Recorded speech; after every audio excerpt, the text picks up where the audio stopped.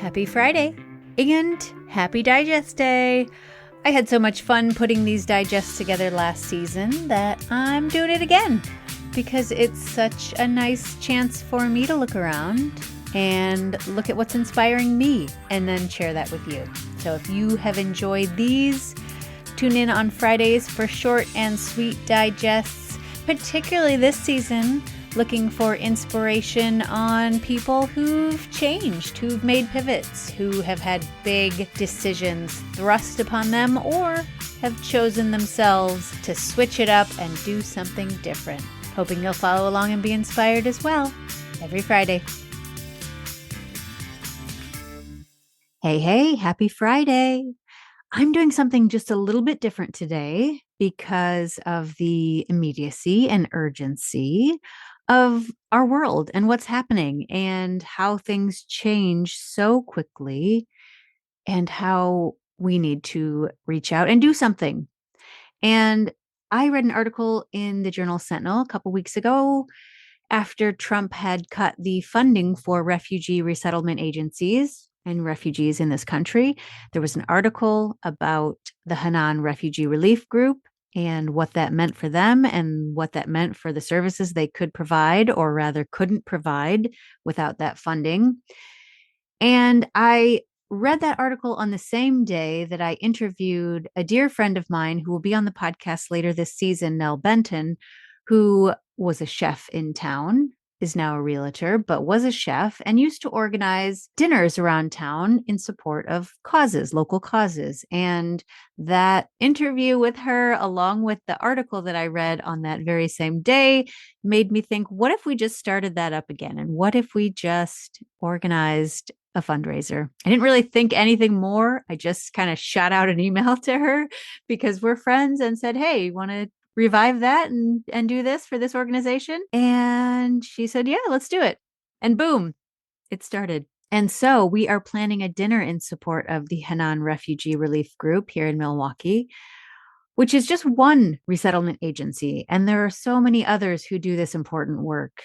So who knows, maybe this will be the beginning of a fun partnership and delicious dinners for community connection and radical generosity.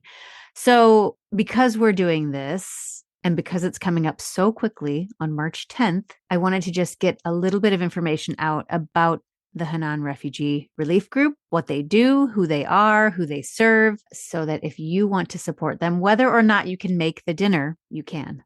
And I will put links in the show notes on how you can do this.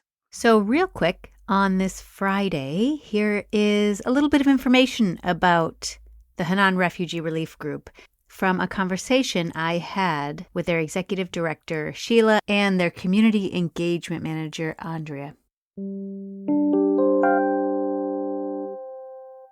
Today I have Andrea and Sheila from the Hanan Refugee Relief Group, and I just want to give a hot minute for them to talk about, I say hot minute, and that reminds me all of a sudden of the word hot mess, because that feels like what we're in right now, the way things are changing, ever changing. So let's talk a little bit before we get into the hot mess of it all, of what Hanan Refugee Relief Group is. Could you just give us your elevator pitch? Yeah. So Hanan actually in Arabic means compassionate. So we started in 2016 as an all volunteer organization, and our main mission is to really help people integrate into the community by providing long-term solutions. We have many different programs that we provide: resettlement program, ESL classes, teen and youth program, a health and wellness class, healthy mom and baby program, immigration services, employment services. These are just a few of them. Wow. So the whole spectrum of wraparound really is what you're looking at then for these folks. Yes. Wow. And how many refugees are you serving at one time? So our fiscal for the reception and placement program in 2024, we served over 275 refugees where we actually brought them in.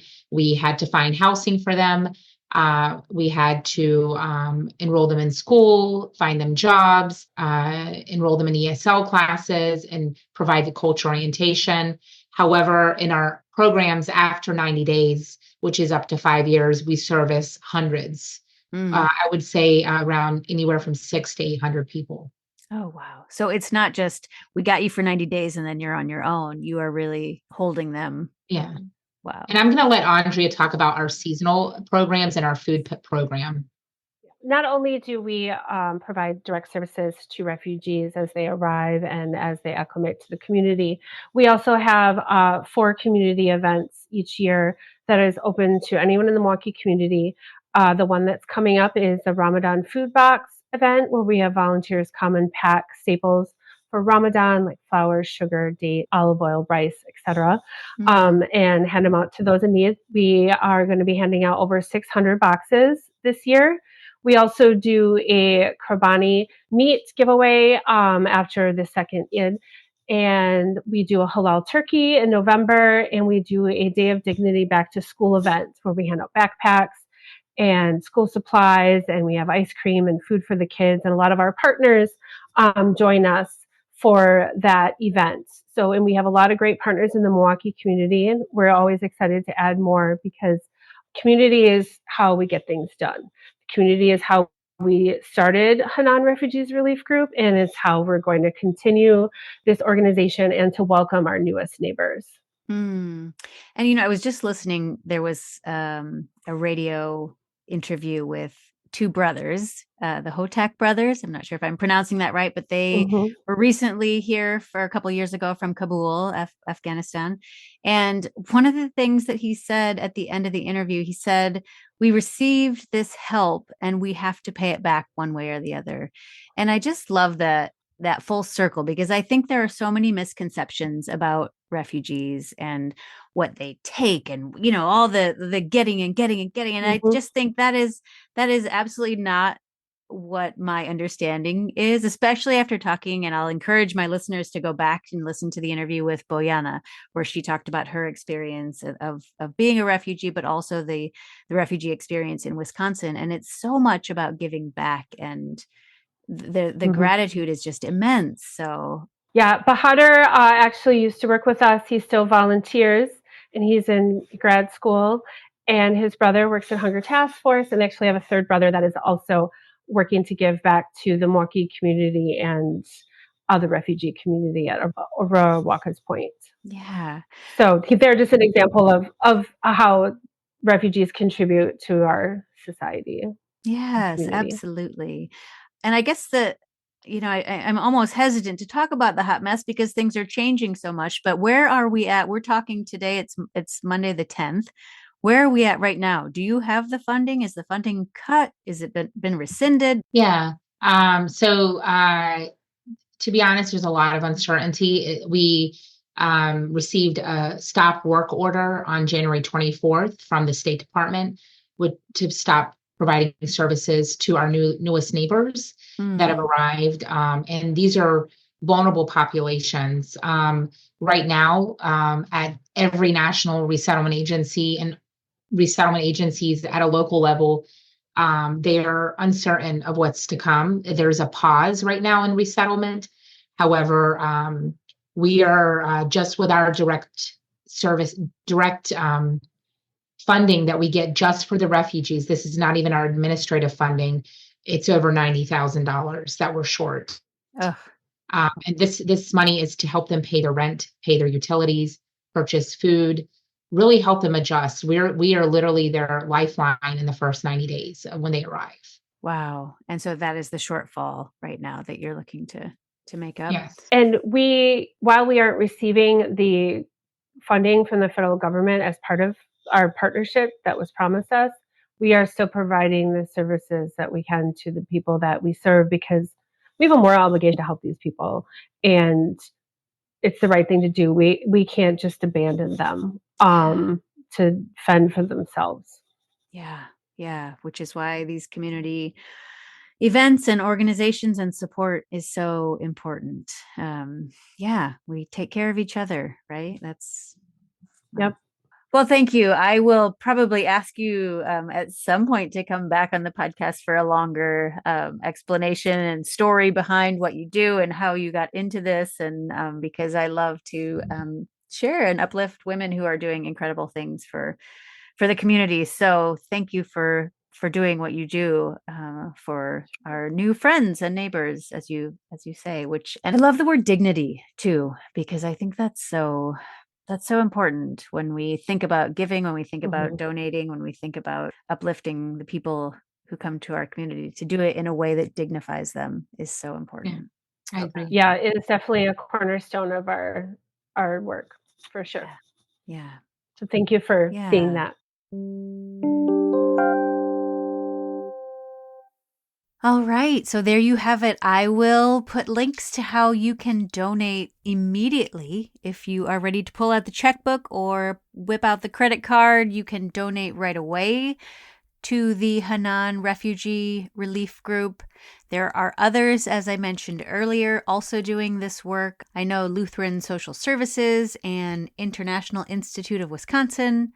I am sure there are others. If you know of them, shoot me a text and email so I can shout them out as well, because this is important work. I'm sure I will be talking about this dinner until it happens on these Friday Digests, so make sure you tune in to get all of the juicy and delicious details. So these tickets are going to go fast.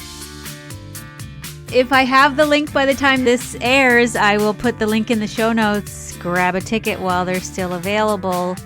And if this is not your passion, what is your passion? What's making you angry right now? And can you move toward that organization or an organization that's working on behalf of whatever you're angry about and help them out?